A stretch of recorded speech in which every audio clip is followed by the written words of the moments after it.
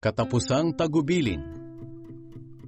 Maging listo kayo at magpakatatag sa inyong pananampalataya. Magpakatapang kayo at magpakatibay. At anuman ang inyong gawin, gawin ninyo ng may pag-ibig. Alam ninyong si Stefanas at ang pamilya niya ang unang naging Kristiyano riyan sa Akaya. Inilaan nila ang kanilang mga sarili sa paglilingkod sa mga pinabanal ng Diyos.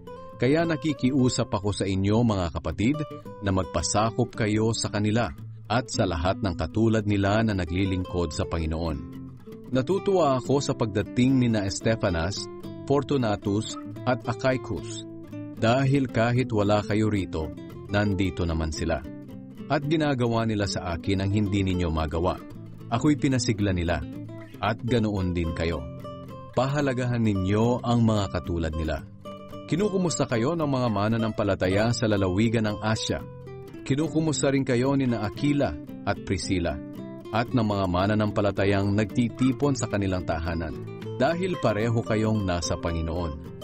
At kinukumusta rin kayong lahat ng mga mananampalataya rito.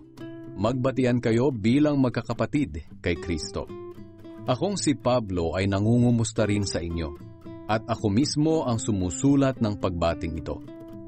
Parusahan nawa ng Diyos ang sinumang hindi nagmamahal sa Kanya. Panginoon, bumalik na po kayo. Pagpalain nawa kayo ng Panginoong Hesus. Minamahal ko kayong lahat bilang mga kapatid kay Kristo Hesus.